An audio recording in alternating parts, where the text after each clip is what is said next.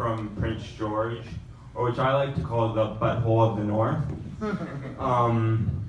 Yeah, I went to school in Prince George. I was one of those really shy kids. I never talked to anybody. I always stayed to myself.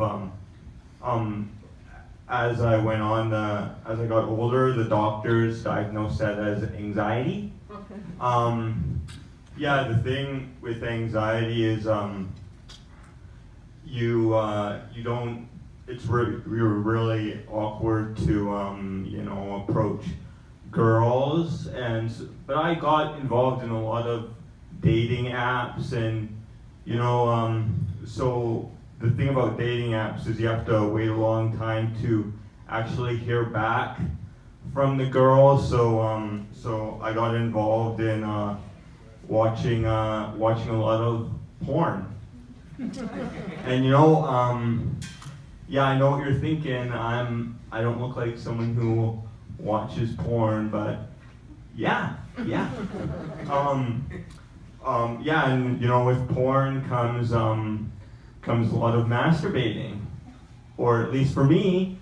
And I personally had no problem with the amount of masturbating I did, but the owner of Starbucks said that the customers were feeling uncomfortable and asked me to leave.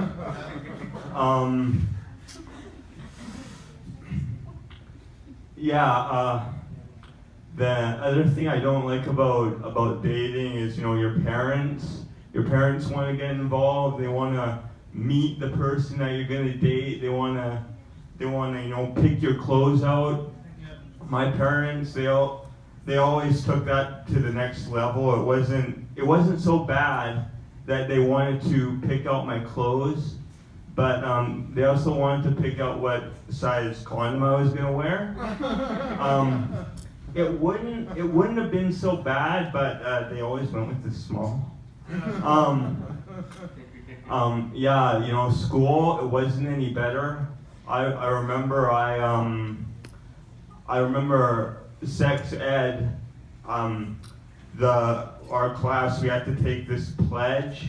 I pledge not to have sex until I trust the person that I'm going to have sex with. So I did this. I took it to my teacher, and she's like, "Well, you should wait till you get married and then have sex." And so I'm looking at her and I'm thinking, okay, so I can either get married and I can have sex with one person who I trust for the rest of my life, or I can have small patches of distrustful sex throughout my life.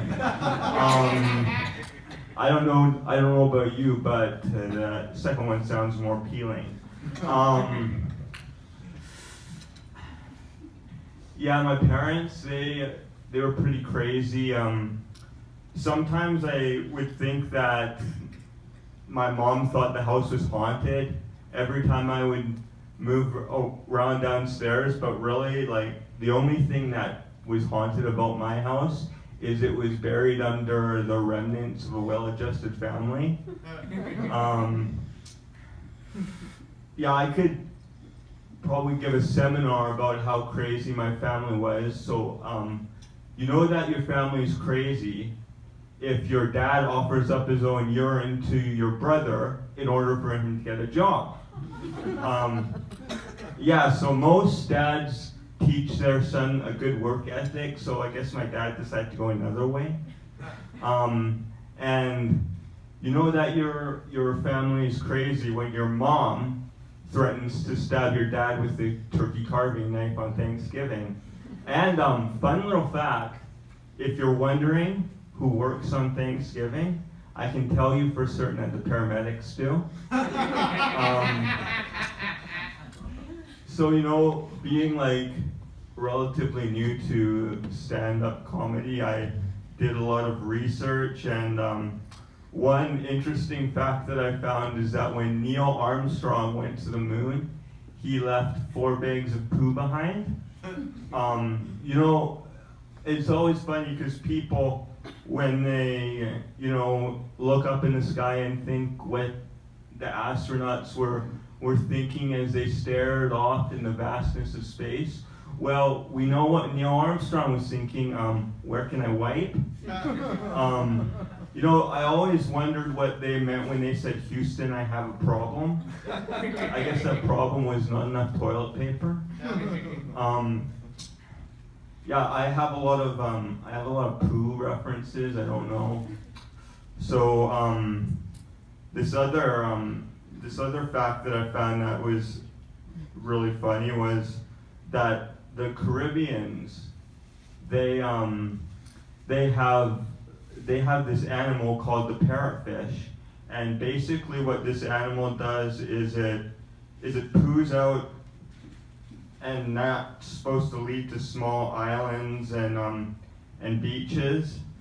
So you know, the Caribbeans have 7,000 islands, and you have to think that after the 1,000th island, God is like, okay, so you want more islands? You're gonna have to get some prune juice and an ice pick, because the only way you're gonna get it is picking it out of his ass.